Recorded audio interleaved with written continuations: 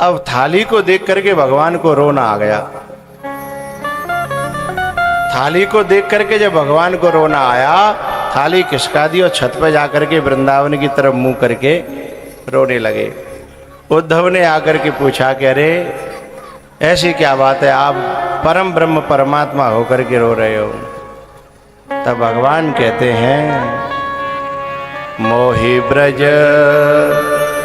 विसरत नाहि, उद्धव मोहि ब्रज विसरत नाहि, हंस सुता को सुंदर कलरव, कदम वृक्ष की छाँव,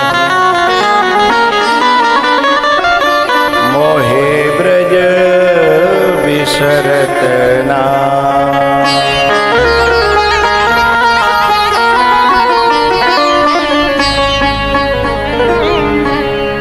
मोहे ब्रज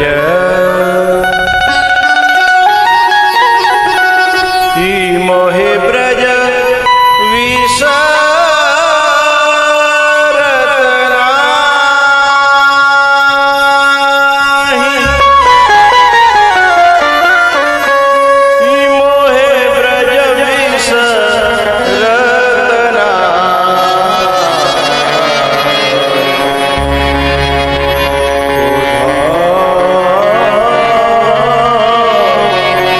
मोहे ब्रज विसरत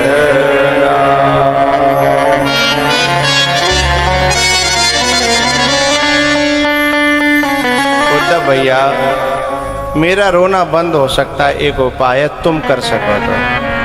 आप कथा तो समझ ही रहे हो कि उद्धव को केवल ज्ञान था, प्रेम नहीं था।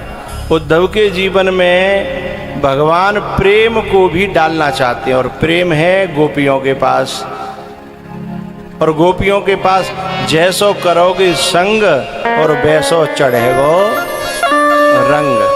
तो गोपियों के पास भगवान अपने उद्धव को भेजना चाहते थे, इसलिए उन्होंने लीला की। कहा उद्धव भैया मेरी गोपियां रोती हैं ना, तो उनकी आहें आकर के मेरे हृदय को झकझोर देती हैं। यदि उनका रोना बंद हो जाए तो मेरा भी रोना बंद हो सकता है। उनका रोना बंद कब होगा? बोले जब उन्हें ज्ञान हो जाए, मोह ममता दूर हो जाए। और तुम ज्ञान दे सको तो चूंकि तुम ज्ञानी हो। उद्धव ने कहा दे के तो आ सकता हूँ, पर वे गंवार हैं, ग्वाले ने, बिना पढ़ी लिखी है मेरी भाषा मैंने की समझ में कैसे आवे। भाई ने कहा था पढ़े लिखे आदमी हो तो भाई समझ आवे में सहूलियत है, लेकिन जो ठेठ गंवार हो भाई समझ आवे बड़ो कठिन है, तो मैं कैसे समझा पाऊंगा। पर आपकी आज्ञा है तो चलो मैं कोशिश करूंगा, जाऊंगा, मैं वेदांत का पाठ पढ़ाऊंगा और उनको जो है समझाऊंगा। उद्धव तैयार है कि बोले चलो अब नीचे रोटी तो खा ले हो। बोले नहीं, मेरी थाली में मैया ने माखन रख दिया था ना, उस माखन को देख कर के मुझे जसोदा की याद आ जाती है, मुझे ब्रजवासियों की याद आ जाती है। हम सब मिलके सखा माखन की चोरी करते थे, वे सब मेरे हृदय पटल पर, मानस पटल पर किलोल करने लगते हैं चित्र। इसलिए मैं ठीक है, मैं माखन को हटा देता हूँ और आज के बाद माखन नहीं रखा जाएगा, ठीक है? बोले हाओ। भोजन करने के बाद उद्धव को भेजा है, और उद्धव जैसे ही वृंदावन में प्रवेश करते हैं, मथुरा से जब चले उद्धव तो वृंदावन निकट आया,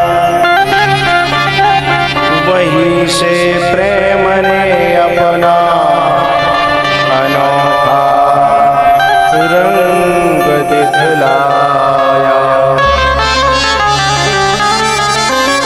उलझ कर वस्त्र में कांटे लगे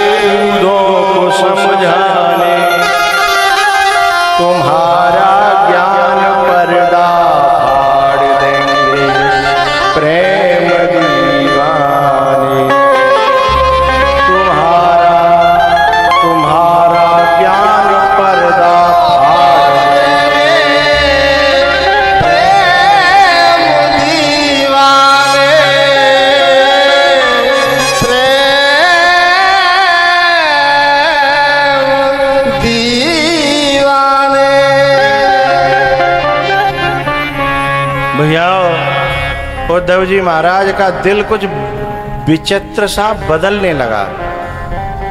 अच्छा, तुमने भी उस हालत का अनुभव किया है जितने मेरे प्रिय श्रोता हैं। जब आप पांडाल में आते हो और जैसी कथा शुरू होती है तो मन कुछ और तरह का होने लगता है, मन बदल जाता है, मन पिघल जाता है, मन द्रवीभूत हो जाता है।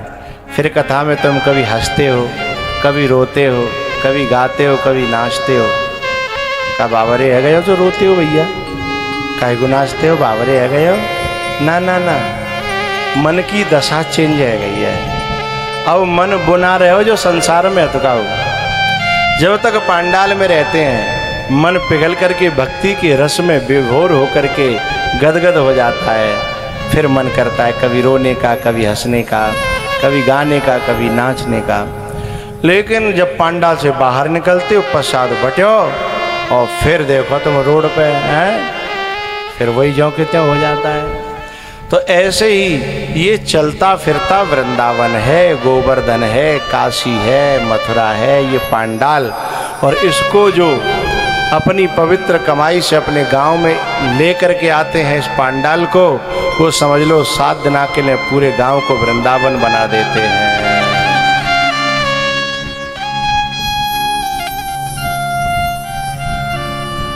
मोहे ब्रज बिसरत ना।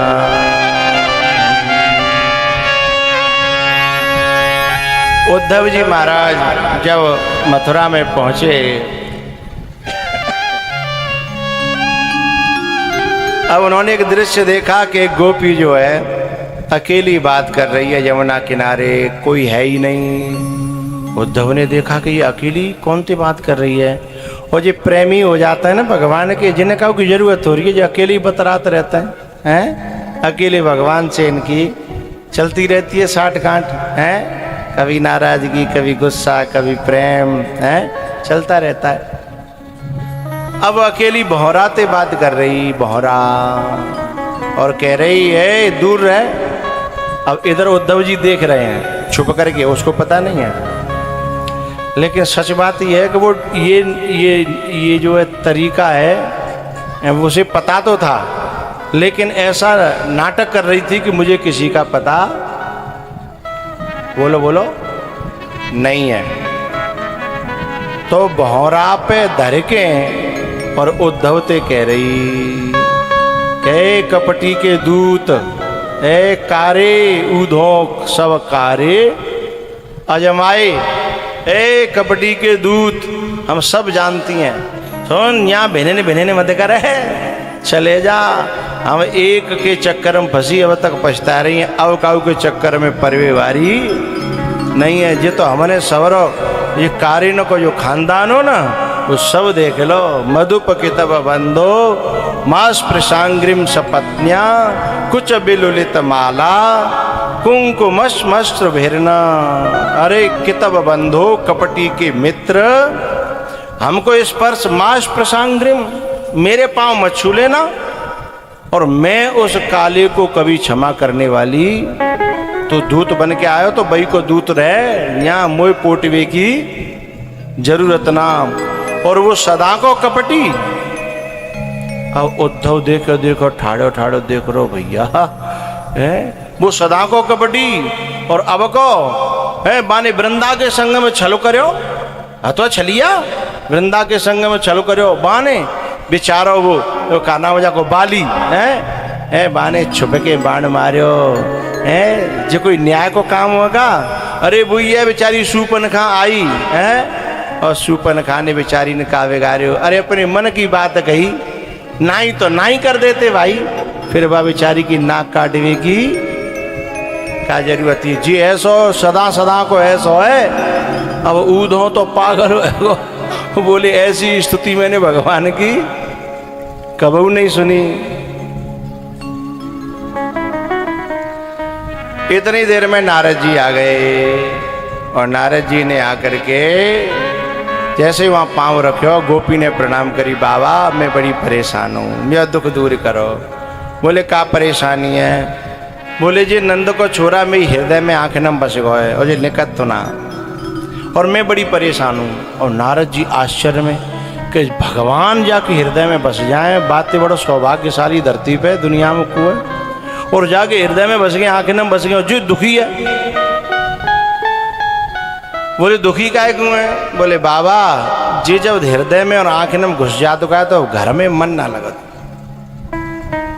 अब जैसे तुम वही क्वालिटी की वजह तो नहीं बैठे हो, न कोई ज्यादा है न कम है? तो वही क्वालिटी है। घर में मन लगा तो ना, और घर छोड़े हुए लाएगा भाई आतना, घर छोड़े ना जाते और घर में मन लगता नहीं है। तो बाबा मैं कितऊ की ना रही कह तो जाए मैं बातें निकारो दिमाग ते और दिल ते, और के फिर ऐसा कर दे हो। ए बेटा ए अभी बैठ जा, थोड़ी देर बैठ ले, कर लेना बाद में, यहीं बैठ जा यहीं। ये कार्यकर्ता हमारे बिल्कुल पागल मिले हैं जहाँ काम में। हमें समय देख लो करो, कब माला डालनी है कब ना डालनी है। आरती बोले तब डाल देना, ठीक है? तो तुम जानो है काई को आयो फिर,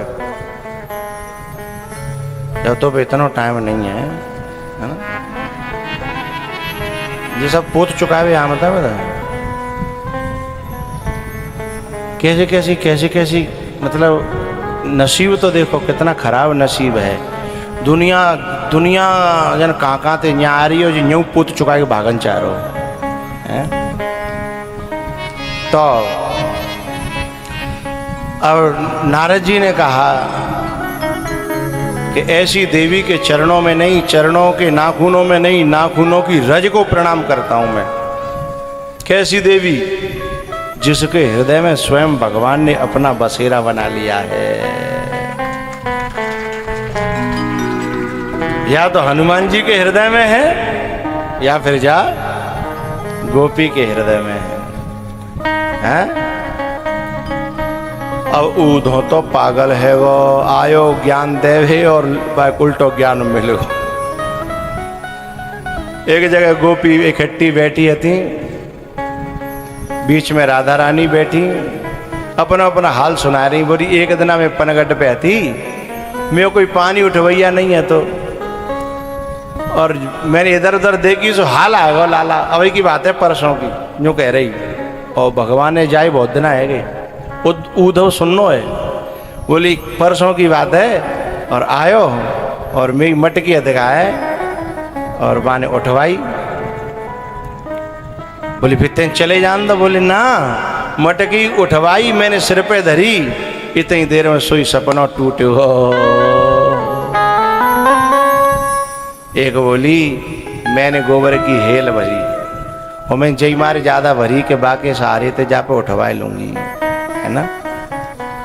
बोले फिर, बोले मैंने आवाज लगाई दिल से, सोई आएगो। जब आयो तो मैंने कि लाला ने गोबर की हेल ज्यादा भरगी ने उठवाए दे। अच्छा, गोबर की हेल काऊ ने काऊ उठवाई हो तो उसको पता होगा गोबर की हेल उठवाते समय सबसे नजदीकी से दर्शन होता है। गोबर की हेल उठवाते समय सबसे नजदीकी से दर्शन होता है, बिल्कुल मुंह के पास मुंह आ जाता है, तो जी भर के नजदीक से दर्शन हो जाता है। वह गोपी को इरादा तो जइयो लाला के दर्शन कर भी। तो वो बोली कि मैंने गोबर की हेलवान उठवा दी, और जैसे मैं गोबर लेके चली, बोले फिर सोई सपना टूट गो। अच्छा, सब जनी अपना अपना सपना सुनाए रहे हैं। एक जनी बोली अरे राधा, बोले हाँ तू अपना सपना नहीं सुनावेगी? तब राधा ने कही अरे बहने तुम बड़ी सौभाग्यशाली हो, तुम बड़ी सौभाग्यशाली हो कि तुम्हें कम से कम नींद तो आ जाती है, और यह नींद आवेगी सपने तैया तो आएंगे।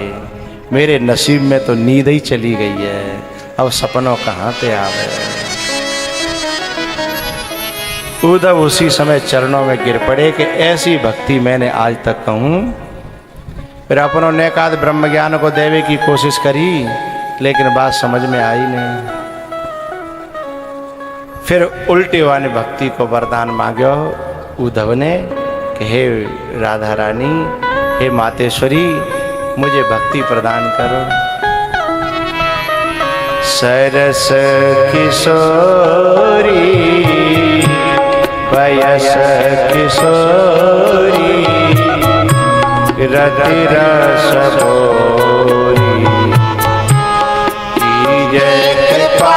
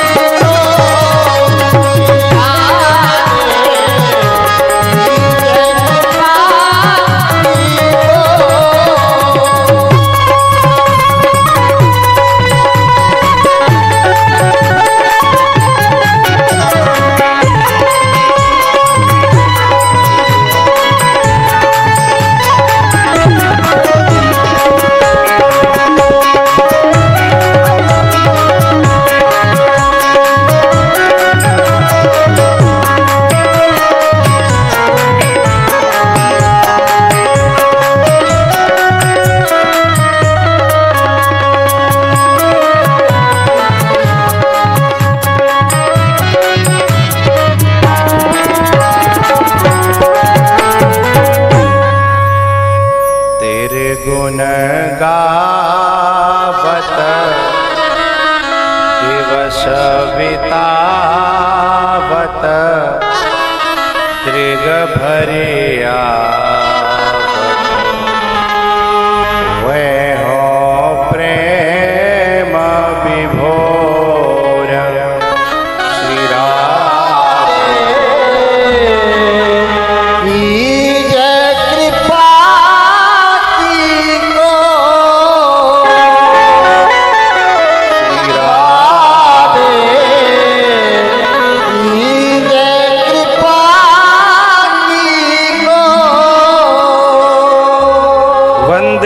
नंदव्रजस्त्रीणां पादरेणुमभीक्ष्णसः यासां हरिकथोद्गीतं पुनाति भुवनत्रयम्। उद्धव लौट करके भगवान के पास गया भक्ति की दीक्षा लेकर के, तब भगवान बड़े खुश भये। फिर जरासंध ने चढ़ाई करी, 17 बार हरायो, 18वीं बार साधु संत ने भर्ती कर लायो। फिर भगवान उन पे हाथ उठाना नहीं चाहते थे, इसलिए भगवान मथुरा छोड़ करके गुजरात में चले गए। तो भगवान जब के 5,500 साल के परंपरा डाल के गए हैं कि जब कबो यूपी वाइन पे कोई विपत्ति आवे तो गुजरात चले जाना। आज भी उन्हीं की परंपरा में हमारे क्षेत्र के न जाने कितने लोग सूरत में, बड़ौदा में, अहमदाबाद में, फलाने में, ठिकाने में हैं, चूँकि भगवान और नंबर लगाए गए जब वही हैं तभी ते अब तक जो है लोग जाते हैं। कितने लोग रहता है, इसलिए जो है अब हमारे यहाँ से आगरा से और ग्वालियर से सीधी ट्रेन है गई है और भर के जाती है और भर के आती है, खाली कबू नहीं। आगे बढ़ना है 3:45 बजे। तो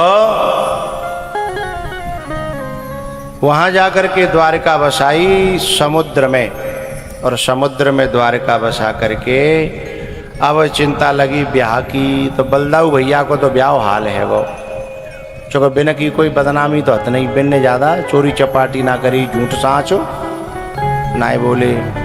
पर जा छोटे भाई को तो जग जाहिरो है, छोटे भाई को तो है। अब जाके साव दांत दिखवैया आवे नहीं ये कहू। अब दांत दिखवैया नाम है तो परेशानी घड़ी है जाते ना, माँ बाप सोचते कहूँ ऐसा ही नहीं रह जाए हमारा। तब नारद जी ते भगवान कही कि भगवान हमारी मैया बड़ी परेशान है, मैं तो छोटेपन पे ही मैया दे कहते और इतना बड़ो है गो। मैया दे कहते थे भगवान छोटेपन में।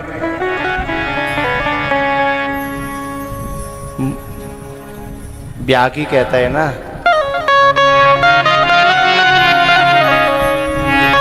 राधिका गोरी से बिरज की छोरी से, राधिका गोरी से बिरज की छोरी से, मैया कराए दे मेरो प्यार।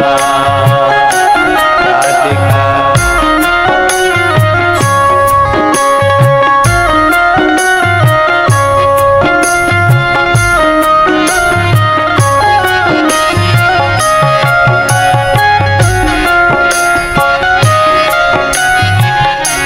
उम्र तेरी छोटी है, नजर तेरी खोटी है, कैसे करा दूं तेरा प्यार। राधिका गोरी से बिरज की छोरी से, मैया कराए दे मेरा प्यार।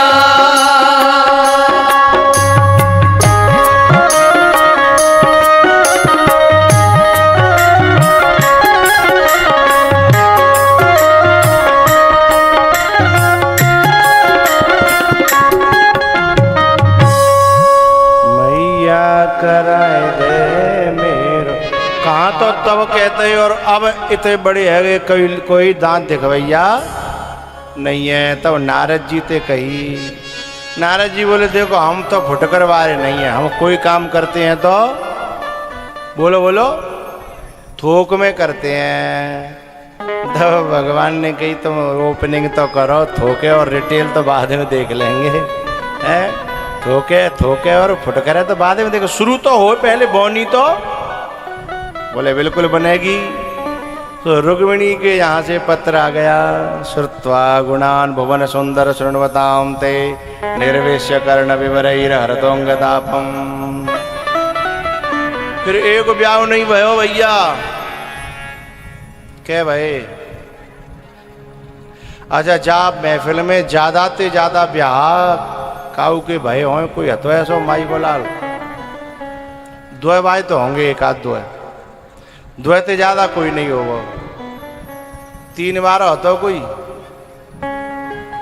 ठाड़ो करियो भैया, 3 भाई को ने का मुँह देख लें, एक ने हाथ ठाड़ो करे। अच्छा वैसे ही करेगा धोखे में। 3 ब्याह भयो, तीनों को तीनों जिंदी हो तो पतो ना बुके से जिंदा हो, 3 पे तो जिंदा होए तो देख भी लायक आदमी है ना।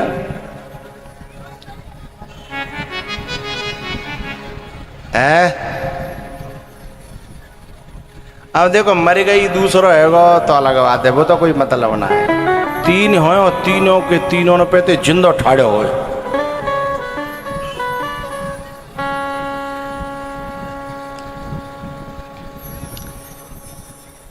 एक आदमी हो, बाकी 2 ब्याह भाई और बिन्ने बंटवारा कर रखो।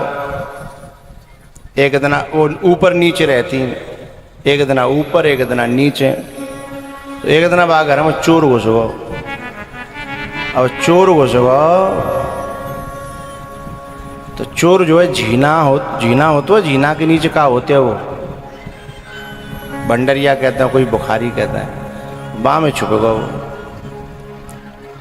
जिन्हें केवाल लगाया कि शाम को भक्तों सोई बने में लड़ाई भई, ऊपर वाई कह रही कि 31 को महीना है, मौका करना 30 को महीना हो। तो वैसे आज मई हिसाब से पहली तारीख है, दूसरी बोली कि 23 हिसाब से पहली तारीख का है, आज 31 है, कल होगी पहली। सो आदमी की खेचा तानी भई, अब वो सीढ़ी ने ऊपर वाई ने तगड़ी होती, सुबह आदमी की बाएं पकड़ के सोई खचेरन लगी ऊपर, और नीचे भाई आई सो नीचे तो जोर लगाना ही ना, सुबह नीचे तो कुर्ता पकड़ो तो खर्र नीचे खचाए, और नीचे ऊपर भाई फिर आई तो फिर खींच ले गई। सुबह हालतें देख के तो चोर की हंसी नहीं रुकी, सो चोर हंसो है। और चोर खांसी और हंसी ये दोनों खोई देते, सोई पकड़ गो। अब पकड़ के बाद थाने में ले गए, तो मानी का सजा दी जाए।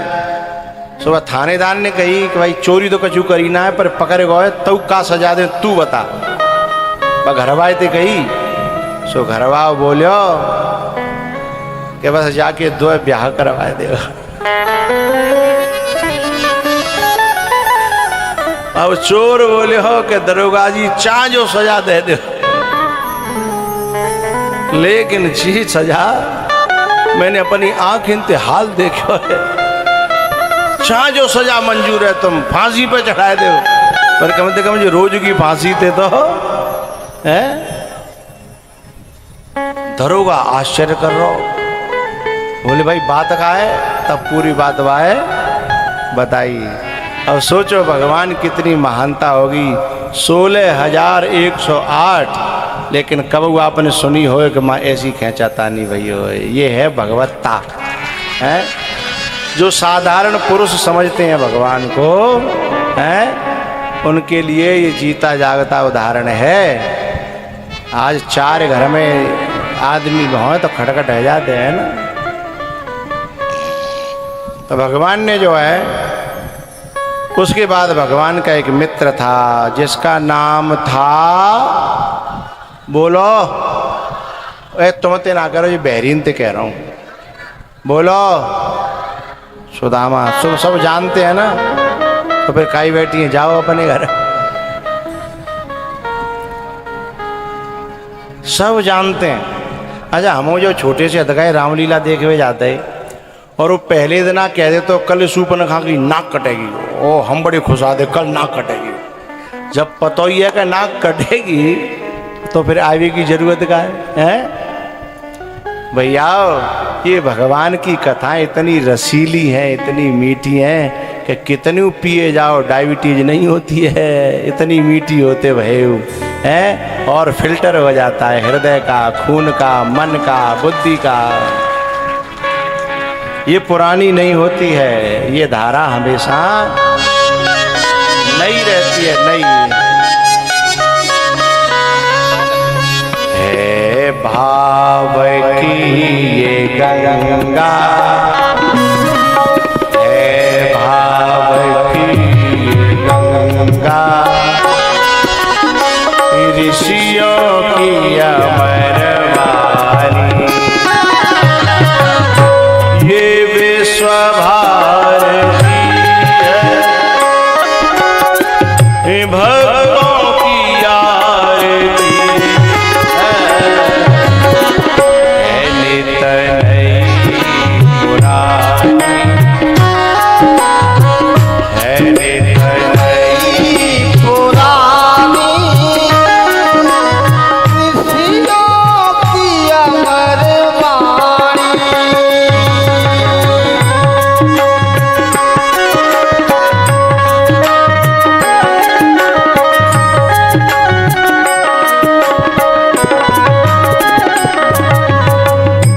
है प्रेम की ये गंगा,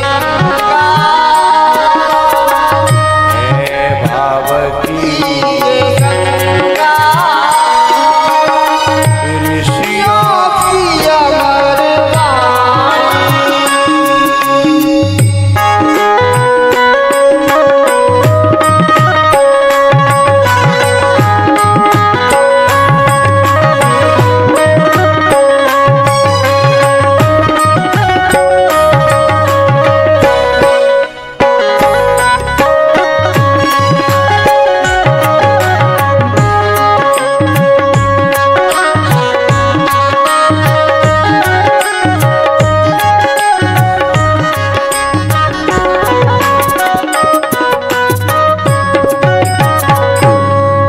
है प्रेम की ये गंगा, ऋषियों की अमर वाणी। सुदामा जी अपनी पत्नी के बहुत कहने पर आए हैं भगवान के दरबार में। जब द्वारपाल ने जाकर के कहा कि द्वार खड़ो द्विज दुर्बल एक, रहो चकिसो वसुधा अभिराम, पूछत दीन दयाल को धाम, बतावत आपनो नाम सुदामा। इतनो नाम सुनो सुदामा, अरे साहब भगवान दौड़ पड़े, कहूँ खड़ा हूँ, कहूँ दुपट्टा, कहूँ बचू, हड़कंप मच गया। मंत्री दौड़े, रानियां दौड़ी, ऐसो को आएगो कि जाके ने द्वारकाधीश दौड़ रहे हैं। दौड़े दौड़े दौड़े दौड़े और जैसे ही द्वार पे पहुंचे,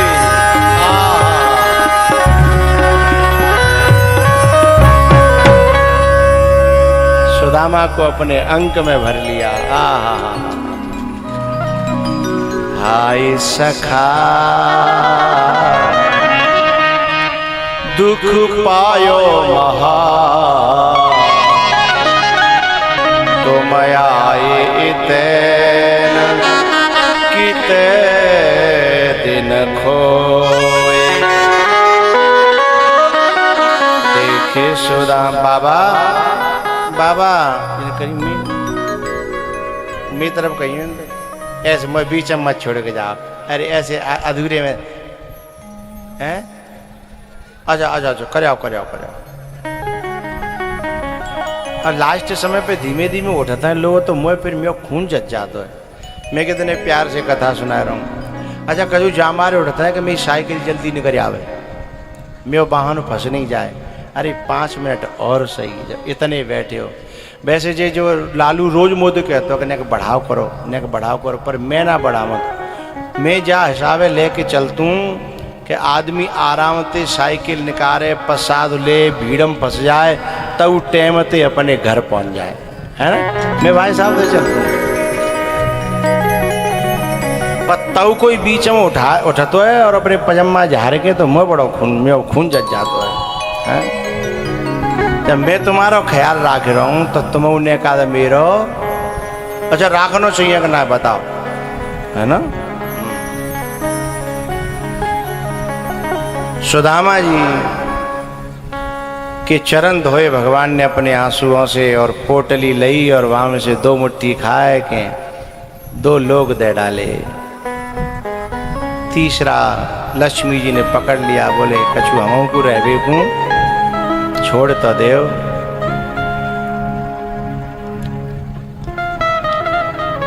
भैया सुदामा जी महाराज के ये चावल क्या है?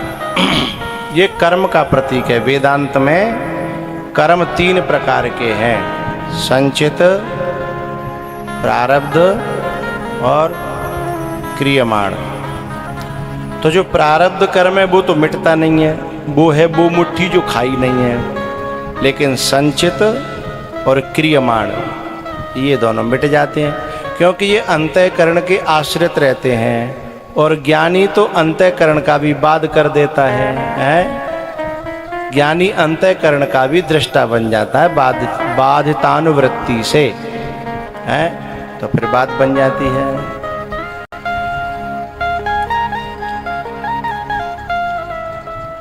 जो कोई संतन ने पैसा बांट रहा है, अच्छी बात है, अच्छी बात। ऐसा पर बीच में सुन बेटा, बीच में बैठ जा, नेक देर बाद बांटी हो। यही संतन के बीच में बैठ जा तू, संतन ने सेवा करवाए तो मुझे बहुत प्यारे लगते हैं। भगवान तेरी भैंस दूध देती रहे।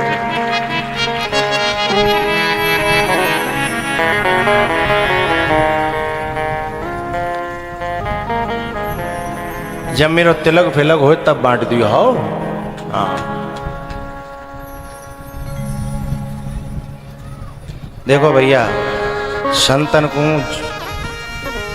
चाहे 20-20 बांटो, चाहे 50-50 बांटो, कबहू बांटो, तो माला मत लाओ, कोई मतलब नहीं है। तुम पैसा दोगे, सावन ले आएंगे अपनों, हैं मंजन ले आएंगे, अपने काम आएंगे। इसलिए हमेशा पैसे का ही प्रयोग किया करो। वहाँ में सब कछु छुप्यो है ना। और ये छोटे छोटे बच्चा है जो अपने वहाँ में पॉकेट मनी में ते बचा के संतन सेवा करो। मैं अपना अनुभव बता रहा हूँ, वो में ज्ञान ना नमो जानकारी। मैं तो वैसे ही रोटी राम बाबा हो, रोटी राम मेरी बुद्धि ठस है, पर संतन की सेव श्वास नहीं होगा। मैं आलू बीन तो लेबर में जाता हूँ, मैं आलू बीन वे के लिए मैं इतनी सामर्थ्य नहीं, पर संतन की सेवा करवे थे। मैं अपने दिल की बात बता रहा हूँ। मैं लेबर के काम में थे, वो जब पैसा बचाव तो कहूँ संत मिल जाते हैं तो मैं 10 बासुबा जमाने में मैं 3 रुपया, 2 रुपया, 1 रुपया, जब 5 पैसा, 10 पैसा, 20 पैसा चलते है ना। मैं बा जमाने की बात कर रहा हूँ। कब ज़्यादा नहीं हो तो 8 आना दे तो मैं 1 रुपया दे दे तो, और बाकन खुशी को आहा। और जब संत हमें 8 आना दे और संतन माथे पे हाथ रख के कही बेटा खूब आगे बढ़े, आज इतना आगे विनय की कृपा तेरे बढ़े। देखो तुम कितनी मेहनत कर ली हो, जब तक लक साथ नहीं देगा तब तक मेहनत तुम्हारी सफल हमारी होने वाली। और जो लक साथ देगा ना तो बिना मेहनत करे भाई जन कहाँ पहुँच जाते हैं। तो लक कहाँ से बनता है? इन्हीं के आशीर्वादों से, है ना। इन्हीं की दुआओं से लक बनता है। लक को बनाने का और कोई फार्मूला है नहीं, यही बनाते हैं। बिना महत पाद रजो विषेकम। महापुरुषों को जब संतन के पाम छियो तो बाकी रज लेके अपने माथे से वो रज माथे की रेखाएं बदल देती है। ये मेरा तो अनुभव भी कह रहा हूँ, शास्त्रों का प्रमाण तो है ही, लेकिन मैं तो अपना अनुभव भी आपको बता रहा हूँ। तो जब को वो मौका मिले जहाँ संत मिल जाएं, ऐसे इकट्ठे मिल जाए तो और बढ़िया बात। जो बने शुरू तो करो, भगवान की समझ में तो आए कि ये जाने शुरू कर दो काम, तो शुरू ही नहीं करोगे तो फिर काम आगे बढ़ेगा नहीं है।